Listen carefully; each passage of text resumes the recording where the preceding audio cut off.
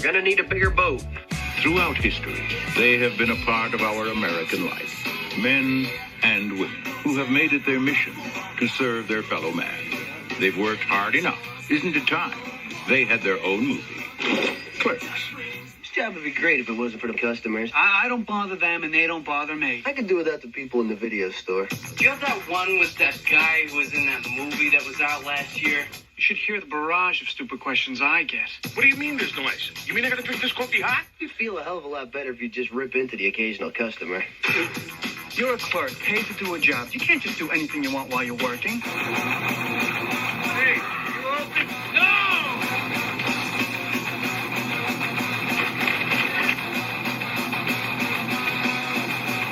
What kind of convenience store do you run here? Miramax Films presents You think anybody can see us down here? Why? Do you want to have sex or something? Can we? Clerks. Just because they serve you doesn't mean they like you. You hate people. But I love gatherings. Isn't it ironic? Featuring new music by Soul Asylum, Corrosion of Conformity, Bad Religion, The Jesus Lizard, and music by Alice in Chains.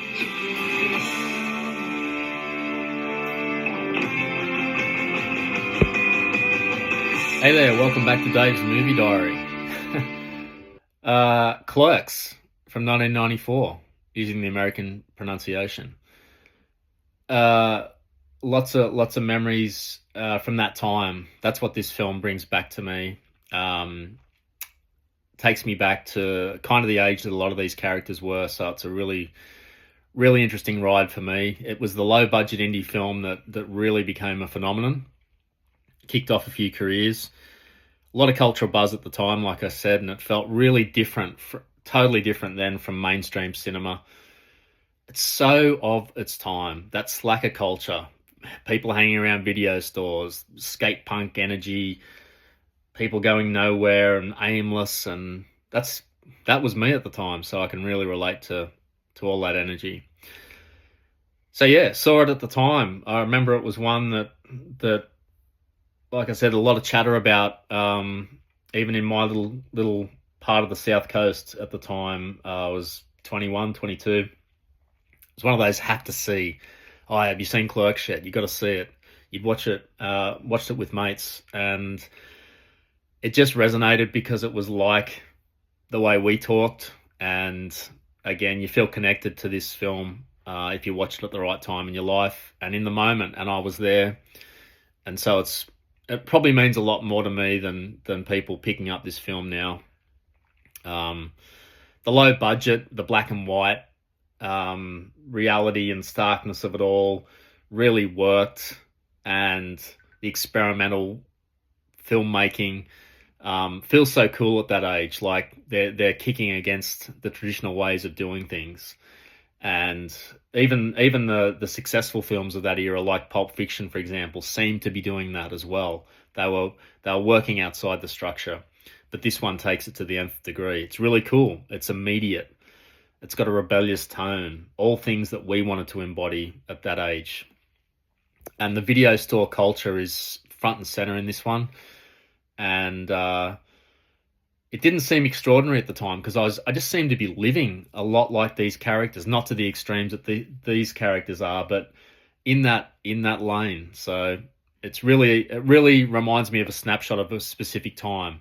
It wasn't a traditional film experience, and it still isn't. So I love talking about memories. I love the way it opens with Dante, the main character in this. The guy who is one of the two main clerks, the subject of the film. We kind of follow him throughout his day, really. That's what the film is. It's just him waking up, getting that bad phone call that he has to be working on his day off on a Saturday, but his boss is going to relieve him halfway through. And things go from bad to worse for Dante, but he gets through it eventually with a lot of humor and hassling from his friends, and a lot of extreme characters and situations in this. This film is really like just a bunch of skits thrown together, and that's the way that Kevin Smith, who directed this, first time effort as well, by the way, just He never topped this for me. He came close throughout the 90s, but to me, I don't think he topped this. That's my recollection anyway. But it's just about this guy's day and what he had to cope with. But I love the way it starts with him answering the phone in a daze in his really untidy room, and the clothes scattered all over the floor instead of in the wardrobe just took me back to where I was living in Sydney when I watched this, and that was my room. Shit all over the place, clothes all over the ground. I'd wake up and just pick something off the floor. I can't believe it now, but yeah, that was me. Chaos.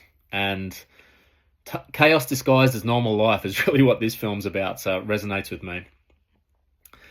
There's so many 90s cultural markers throughout this that the people that were there or that are tuned to this stuff will see it. The chain that he wears, Dante, it's so that specific fashion from that time. Jay and Silent Bob, who could forget them? They became their own universe after this film.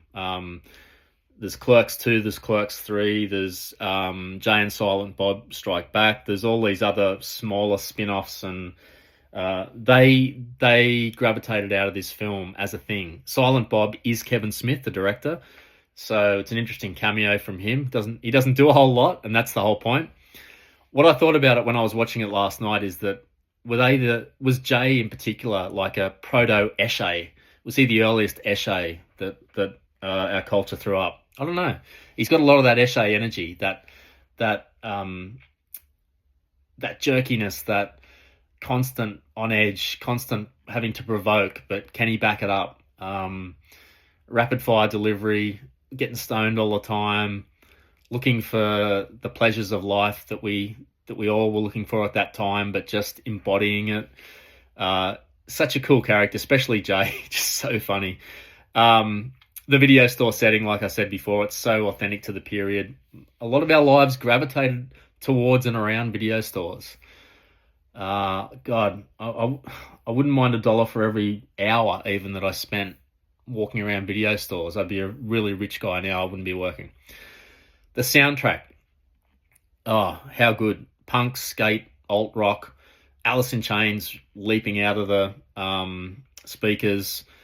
All of the music works in this, and it's always in the background, which was odd. I hadn't realized until partway through the movie there was this constant punk, skate, rock in the background. I also noticed the Seaweed cover of "Go Your Own Way," the Fleetwood Mac song. I nearly thought it was a Offspring. I had to look it up. I don't remember Seaweed at all. I don't remember that band, but their singer and the music sounds so much like Offspring. Yeah, it was a bit eerie. Just felt like one of those first films where music is constantly underpinning the dialogue, and that it really recognizes how we were living our lives at that time. Music was always on. Everywhere I went, that kind of music was in the background.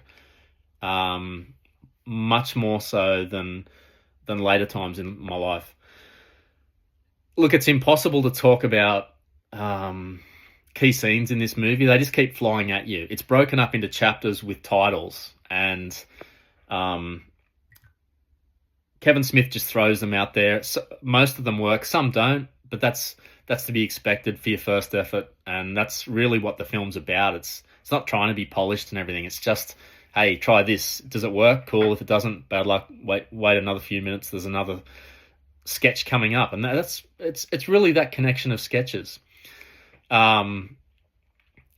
The ones that I enjoyed were Dante and his girlfriend lying behind the counter having their conversation about sexual politics. I love the chat about how it's so easy for women and hard for men to get the other one off. So easy for women to get men off, but not the reverse theory, and chatting about that. Love that raw, uncomfortable, very 90s conversational honesty in the relationships. The hockey game on the roof, just, that's the sort of thing you do back then. You just do things, you try them out. And yeah, they were often ridiculous, but they were fun. And then they were cut short, like the hockey game on the roof is, by the interloper who wants to get served. just pure invention, low budget creativity, making your own fun. That's what we did back then. You got to remember, this is right on the edge of when the internet came out, and people were still living in here we go, old guy energy coming up. Real life, like experiencing things in person, doing things physically. That was still very much what you had to do, and that was soon about to change. And I've still got so much nostalgia for the video store life, physical browsing, having to get in first, waiting around for things to get returned if you really were that desperate to watch them. That happened a few times, I can remember. Physical media, right? It's coming back. Just watching Jay and Silent Bob standing outside smoking with a boombox, and Bob finally dancing after half the movie or more, and just breaking out in a really, a really big way. That cracked me up. Great work from Kevin Smith. The random surreal humor in the conversations. The topics, you can look into them for yourself. Snowballing, jizz moppers, some of the absurd customer stories, the old guy, of course, wanting to use the restroom and then wanting to have the right toilet paper, and then wanting to have the specific porno mag, and then I won't spoil what he does, but it's a critical part of the latter part of this film with Dante. The characters, for the most part, are really cool, really enjoyable. Dante is the backbone of the story. It's about his day. He's such a nice guy. Sometimes I felt like he was too passive and a bit reactive and a bit overwhelmed. I felt like there was a slight weakness there. They could have made him to be a bit stronger. He just gives in on everything, and he's so soft, which aren't my memories of the era, but I did find him a little bit frustrating at times, but I understood he's necessary as the only straight man in this whole film, including his girlfriend. Well, he's got two women that he's circling around in this film. His girlfriend that he starts out with, and they clash about how many guys she's been with in various ways, which keeps on raising its ugly head throughout the film. And but the other characters for me are much more enjoyable. Randall, his fellow clerk, who runs the video store next door, but spends most of his time in the convenience store with Dante. He's such a shithead. He reminds me much more of guys I knew at that age. Really edgy, energetic, trying to provoke people, but funny, intelligent. He drives a lot of the film's humor and tension.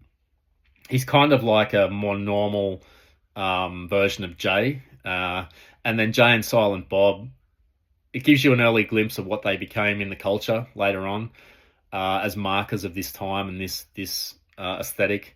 And they're just observing everything and then interacting at times. They become mythic, right? And in retrospect, yeah, definitely mythic characters. So what worked for me this time still is the dialogue. It's still so sharp and funny throughout. Not every joke lands, but that's part of its charm, right? It just captures the specific cultural moment perfectly. I can't say it any better than that. It reminds me of being young at that time. It's so authentic. The work boredom, right? I was starting out in a job at the same time, and there were moments of extreme boredom and aimlessness, and what's this for, and what have I gotten myself into, joining the rat race, but then finding moments of hilarity with colleagues and co-workers that I still try and inject into my life now. But it was so different back then. You were just on the track, you're locked in, and you're looking for escape at any opportunity. The strong supporting characters in this really are the masterpieces, and the soundtrack obviously still holds up. It's still so cool. I found myself searching for songs throughout this film on my phone, and most of the scenes are still so memorable and so inventive. The whole thing is so inventive. The only things that didn't quite work for me as much were Dante's passivity that that I just talked about. It does get a bit too much towards the end, and I kind of lost any sympathy for him. A little bit. This is weird, but it's like 80-something minutes, this film. It did drag a bit towards the end, which is weird. Maybe they could have lopped a couple of scenes, or just shortened a couple of them. But yeah, these are really minor. Some humor does feel a little bit time specific rather than being timeless and still holding up, but not many. And yeah, it's a series of skits instead of a structured narrative. So some folks won't understand that coming in, or resonate towards that. So sort of trying to sum up, back then this film was so fresh and edgy and underground and really important for all of us that were around at the time. Now it's more like a time capsule, but and not so groundbreaking, because it has been replicated, no doubt, and stolen from. It's still really enjoyable, but for me now it's less cutting edge. Heaps of nostalgia, so much actually. It reminded me of so many people I'd forgotten about and situations, which is great. Maybe people that weren't around back then won't have that aspect, but maybe they can still enjoy it for what it is. So it's really not a traditional story. It's just a slice of life of what it was like, working class boredom in the 90s with some crazy characters around you, and that's how it works best for me. Just rejuvenating some of my memories of the time rather than the plot itself, because there's so many little plots caught up in this. So I'm really glad I watched it last night, and just brings back exactly what life felt like as a mid-20s dude in the 90s. So yeah, there it is. Hope you check it out and get on the Kevin Smith journey. All right. Thanks for listening as always, and see you next time.